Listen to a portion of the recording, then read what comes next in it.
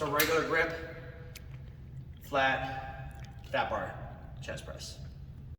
So with chains, one of the things you're going to want to do if you have a pair of chains like we do, like this, there's two chains. There will be either really thick, long chains, or there'll be chains like this, which you have a small chain connected to a whole bunch of shorter chains. These are our favorite type of chains because what happens is, as you move the weight up and down, the weight will unload, and then the weight will load. So as I go down, I'm getting a big drop off in weight, in this case about 15 pounds. And as I go up, I'm picking up all that weight. We're a little more fond of that type of chain. So what you want to do is you want to hang it up on the bar in such a way, and again, you could do multiple pairs of chains. You could go 1 chain, 2 chains, 3 chains. We have heavier chains here too. But you want to hang it in a certain distance so you do your press, whether it's incline, decline, or flat, the chain is going to fully unload in the bottom, and the chain, and as you press up and lock out, you still have a little bit of chain on the floor, so it's not swaying around.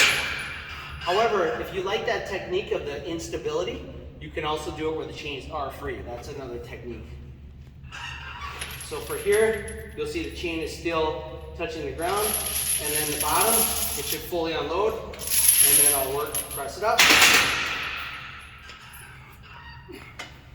So I'm going to teach you how to find your optimal grip for just normal benching, whether it's a flat bench, barbell benching, barbell incline, barbell decline, and I'm also going to show you close grip. So I'll show you how to do both of these in this video, in this segment.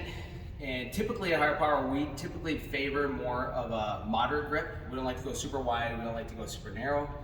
The reason is when you do wide grip benching, you tend to put a lot more force in your shoulder, about 1.5 times the force. And one of the things we know is that world-class bench press, athletes, power lifters, these guys tend to be able to lift for a long time, very heavy weight. They tend to favor more of a narrow grip. So we tend to do a little bit more of a narrow grip. So to find just your optimal grip, what you do is you go just stand shoulder width, feet a little narrower than shoulder width, bring your thumb to your thigh, and then just kind of come straight up.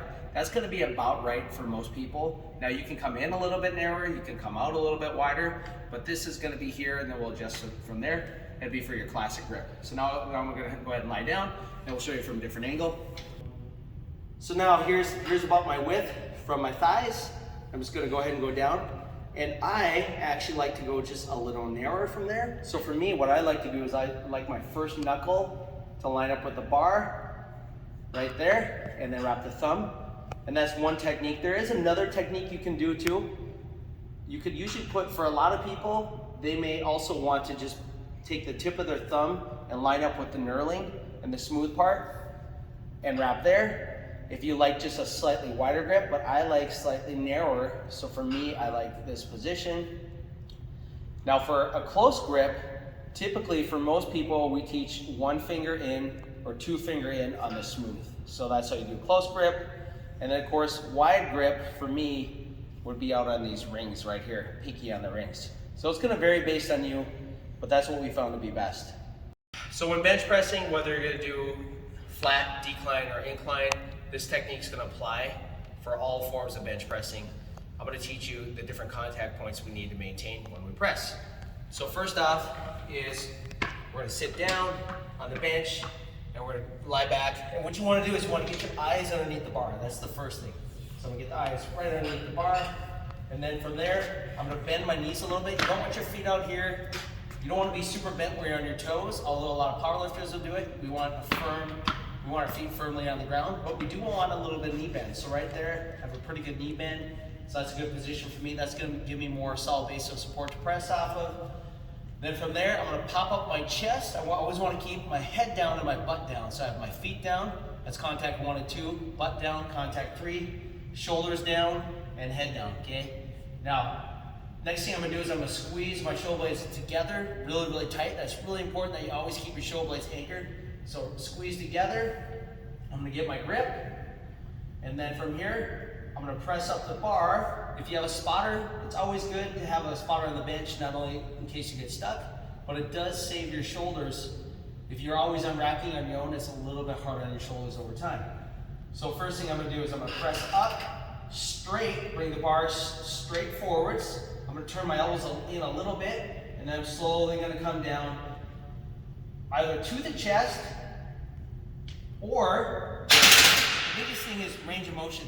We always want a pain-free range of motion. Ideally, we're coming down to that chest, but if you're having a lot of pain, then you should use a range of motion that would be different for you. Maybe you would put a towel on your chest, or a board, or you would just simply stop. We want maximum pain-free range of motion.